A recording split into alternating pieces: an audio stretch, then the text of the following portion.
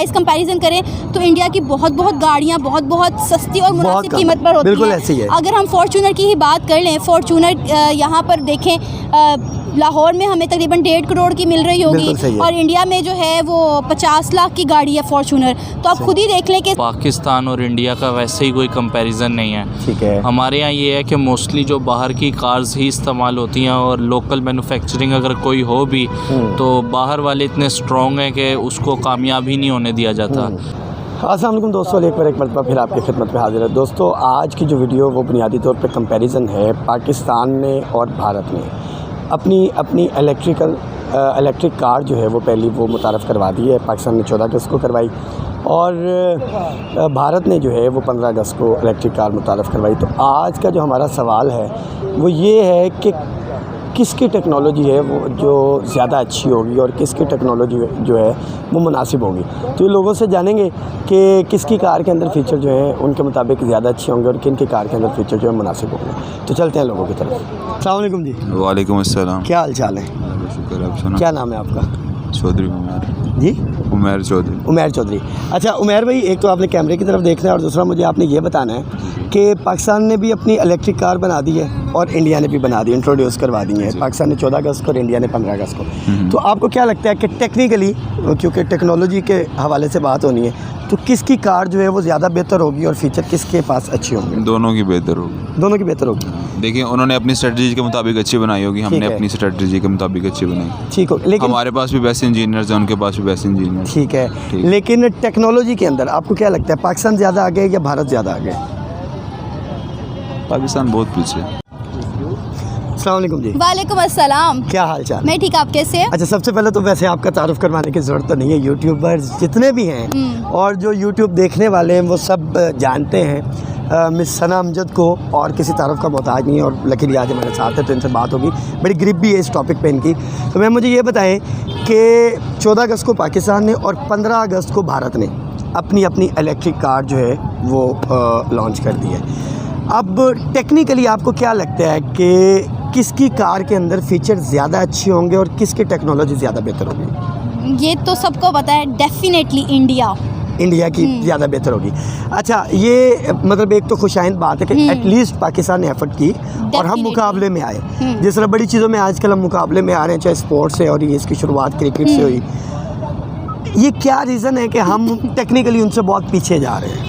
उसकी रीज़न ये है कि सबसे पहली बात तो ये है कि हमारा जो एजुकेशन सिस्टम है ना वो ही बेहतर नहीं है। ठीक है। जब बुनियाद ही ठीक नहीं होगी तो आप उसके ऊपर इमारत कैसे खड़ी कर सकते हैं? ठीक हो गया। फिर जो एजुकेशन हमारे स्टूडेंट्स को दी जाती है ना वो टेक्निकल एजुकेशन नहीं होती। सही है। वो एक नॉर्मल एजुकेशन होती है, रट्टा सिस्टम होता है। सही है। मेरा ख्याल है हमें टेक्निकल एजुकेशन की तरफ जाना चाहिए, IT वगैरह की तरफ जाना चाहिए, ताकि हमारे यहाँ पे स्टूडेंट्स में भी कोई शाऊर आए, वो छोटे छोटे प्रोजेक्ट्स बनाएं, स्टार्टअप्स बनाएं। अगर हम इंडिया की बात करें तो इंडिया गाड़ियों की बहुत बड़ी मार्केट है। बिल्कुल ऐसे ही है। हर मुल्क चाहता है कि वो वहाँ पर अपनी बनाई हुई गाड़ियाँ इंडिया में ले जाए और जाकर असेंबल करे और बेचे। लेकिन इंडिया ने जब से अपनी मैन्युफैक्चरिंग शुरू की है उन लोगों की ये भी जो है वो चीज़ काफ़ी हद तक कंट्रोल हो गई है। तो मेरा ख्याल है हम अपनी गाड़ी का इंडिया की गाड़ी के साथ कंपैरिजन नहीं कर सकते। अगर मुझे नहीं पता कि अभी उनकी प्राइस क्या है, डेफिनेटली अगर हम प्राइस कंपैरिजन करें तो इंडिया की बहुत गाड़ियाँ बहुत सस्ती और मुनासिब कीमत पर होती हैं। अगर हम फॉर्च्यूनर की ही बात कर लें, फॉर्च्यूनर यहाँ पर देखें लाहौर में हमें तकरीबन 1.5 करोड़ की मिल रही होगी और इंडिया में जो है वो 50 लाख की गाड़ी है फॉर्च्यूनर। तो आप खुद ही देख लें कि इसका ये कंपैरिजन कहाँ चला गया है। तो डेफिनेटली इलेक्ट्रिक कार की अब बात करें तो पहली बात ये कि मुल्क में इलेक्ट्रिसिटी भी तो आनी चाहिए ना इलेक्ट्रिक कार को चलाने के लिए। इलेक्ट्रिसिटी ही नहीं आएगी, कार चार्ज ही नहीं होगी। पहले हम पानी से बैठे रहते हैं, यार बिजली नहीं आ रही, नहाएंगे कैसे, दफ्तर कैसे पहुँचेंगे? अब यहाँ पे हम गाड़ी से बैठे रहेंगे, लाइट आएगी, गाड़ी चार्ज होगी, हम स्टार्ट करेंगे तो जाएंगे। ये भी बड़ा मसला है ना, इलेक्ट्रिसिटी भी आनी चाहिए। सही। अच्छा, आपको नहीं लगता कि ये शायद टेक्निकली चीज़ें बहुत सारी आगे हम बेहतर कर सकते हैं कि अगर कुछ कंपनीज़ की, कुछ लोगों की इजारादारी जो यहाँ से ख़त्म हो जाए? डेफिनेटली बिल्कुल करनी चाहिए। जो हमारी यहाँ बिग 3 की मार्केट बनी हुई है उसको तोड़ना पड़ेगा और कुछ अच्छी और सस्ती गाड़ियाँ जो है इंट्रोड्यूस करवानी पड़ेंगी। अब देखिए, हम जापान से, चाइना से जो है वो गाड़ियाँ इंपोर्ट करते हैं, यहाँ पर आते हैं तो उनकी मालियत कितनी ज़्यादा बढ़ जाती है। इवन कि जो गाड़ियाँ बाहर से आकर यहाँ पर असेंबल भी होती हैं उनकी कीमतें भी आसमान से बातें कर रही हैं। तो मेरा ख्याल है कि हमें कुछ ऐसे इन्वेस्टर्स की ज़रूरत है जो पाकिस्तान में आके इन्वेस्ट करे और अच्छी और सस्ती गाड़ियाँ जो है इंट्रोड्यूस करे। अब ऑल्टो की हालत देखें, ऑल्टो एक वक्त था कि मेरा ख्याल है 16-18 लाख की थी, अब वो मेरा ख्याल है 20 लाख प्लस पे चली गई बिल्कुल है। ऐसे और ही है। अल्लाह की कसम शॉपर गाड़ी है। 20 नहीं, 20 से भी कहीं ऊपर चली हाँ। गई है, 30 लाख के अराउंड चली गई है वो।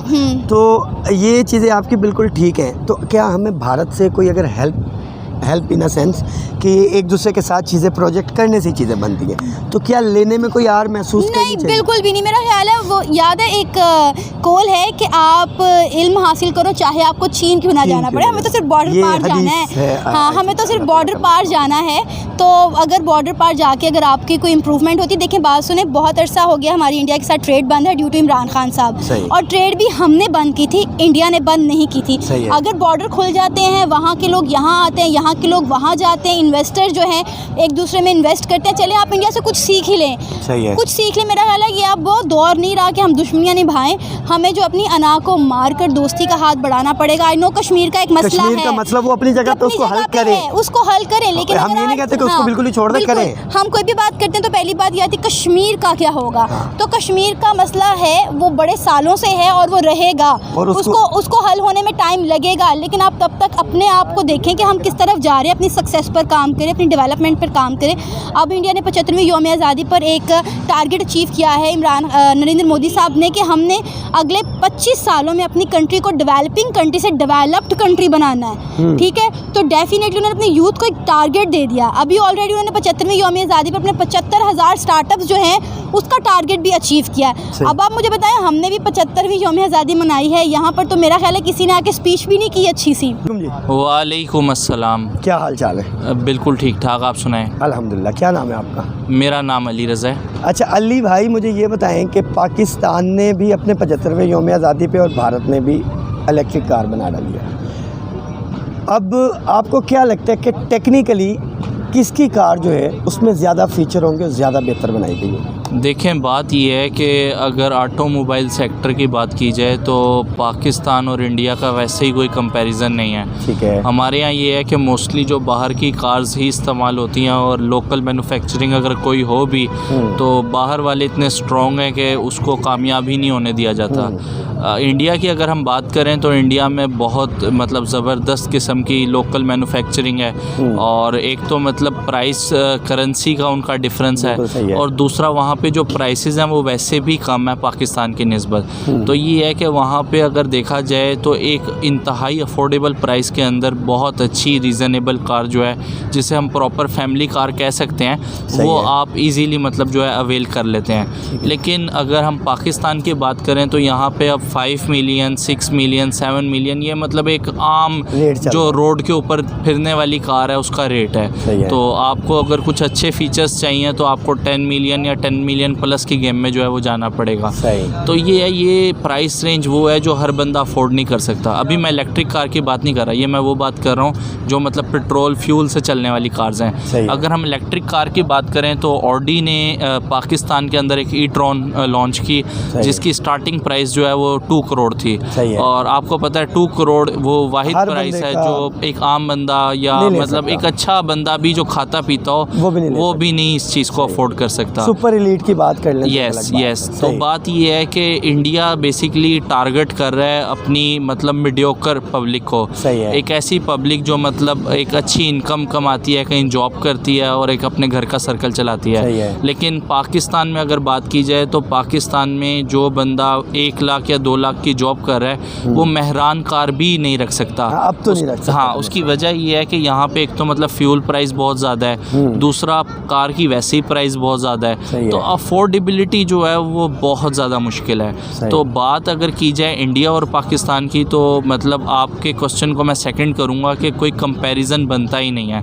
इलेक्ट्रिक कार तो खैर बहुत आगे की चीज़ है, इंडिया बहुत ज़्यादा काम कर रहा है उसके ऊपर और बहुत ज़बरदस्त बहुत अच्छी कार्स लेके भी आ रहा है, लेकिन हम लोग अभी मतलब बहुत पीछे हैं इसे। और अगर हमें कोई भारत से कोई टेक्निकली चीज़ों में कोई आईटी के अंदर हमें अगर कोई हेल्प मिलती है, और इसी तरह होता है कि आप एक दूसरे की हेल्प से चल रहे होते हैं और टेक्नोलॉजी के अंदर भी आप इसी तरह तरक्की करते हैं, तो क्या हमें लेनी चाहिए? बिल्कुल लेनी चाहिए, बिल्कुल लेनी चाहिए। मैं इस चीज़ का बड़ा स्ट्रॉन्ग मतलब हूँ कोई अच्छी चीज़ है ना, वो चाहे आपके दुश्मन के पास भी आप उससे सीखें, सही, आप उसको डिनाई ना करें। सही। मतलब सच कड़वा होता है, आपने सुना होगा, लेकिन अब जिसका जायका कड़वा है उसका है ही कड़वा, अब आपने उसको चखना सही है। है। अगर आपके लिए वो चीज़ कड़वी है तो वो आपको प्रॉब्लम है, वो सही। पूरी दुनिया की प्रॉब्लम नहीं सही है। तो है। जो तरक्की कर रहा है उसको हमें उससे सीखना चाहिए, हमें उनको फॉलो करना चाहिए सही। कि वो किन पॉलिसीज़ के ऊपर काम कर रहे हैं। सही, चलें, ठीक हो गया sir, thank you thank you so much.